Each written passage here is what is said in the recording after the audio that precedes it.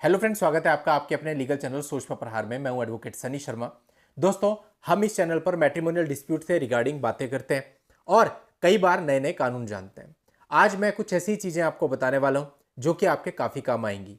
देखिए, अल्टीमेटली इन केसेज में जब काफी आगे तक आप लोग बढ़ जाते हैं तो एक पॉइंट ऐसा आता है जहां पर आकर हस्बैंड या वाइफ अपनी तरफ से डाइवोर्स फाइल कर देते हैं, क्योंकि अल्टीमेटली बाहर निकलने का तरीका डाइवोर्स ही होता है।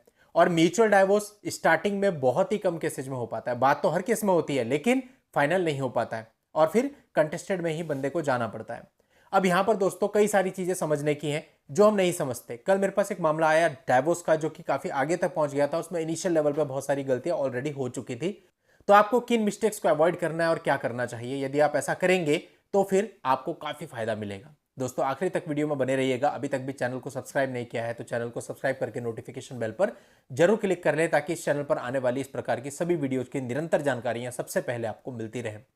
देखिए दोस्तों, अगर हस्बैंड या वाइफ में से किसी ने भी अपनी तरफ से डाइवोर्स फाइल किया है और जो उसका दूसरा पार्टनर है वो डाइवोर्स नहीं देना चाहता है, इट मींस उसको कंटेस्ट करना चाहता है, तो उसको क्या करना चाहिए। देखिए, जब भी आपके पास डाइवोर्स की पिटीशन रिसीव होती है तो सबसे पहला काम होता है उसका रिप्लाई फाइल करना।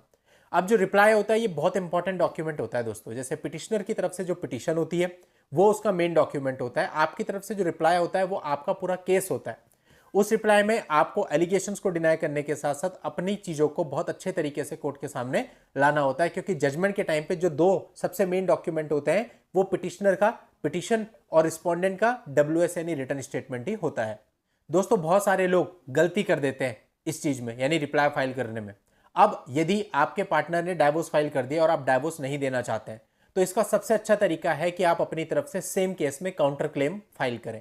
यदि आप काउंटर क्लेम फाइल कर देंगे तो यह आपको बहुत ज्यादा फायदा देगा दोस्तों। अदरवाइज अगर आप काउंटर क्लेम फाइल नहीं करते ना तो आर्ग्यूमेंट में सामने वाली पार्टी कह सकती है कि एक तरफ तो ये कह रहे हैं कि इन्हें डाइवोर्स नहीं देना या डाइवोर्स नहीं चाहिए और दूसरी तरफ इन्होंने काउंटर क्लेम तक फाइल नहीं किया, केवल रिप्लाई फाइल किया है। तो दोस्तों, ये बहुत जरूरी होता है। यदि आप डाइवोर्स नहीं देना चाहते, जेन्युइनली आप डाइवोर्स को कंटेस्ट करना चाहते हो, तो आपको अपनी तरफ से काउंटर क्लेम फाइल करना होता है। अभी दोस्तों, काउंटर क्लेम वाला जो पार्ट है इससे लोग बहुत ज्यादा अवेयर नहीं है। आम आदमी क्या कर रहा है कि सीधा का सीधा रिप्लाई फाइल कर देता है, काउंटर क्लेम की तरफ जाता ही नहीं, जो कि एक बहुत ही इंपॉर्टेंट पार्ट होता है। यानी दो मिस्टेक्स हम कर देते हैं। एक तो अपने रिप्लाई में अपनी चीजों को अच्छे तरीके से लेके नहीं आते और सेकंड, काउंटर क्लेम भी फाइल नहीं करते। यानी जो दो ऑप्शन थे हमारे पास डाइवोर्स को अच्छे तरीके से कंटेस्ट करने के, हमने दोनों ही खो दिए।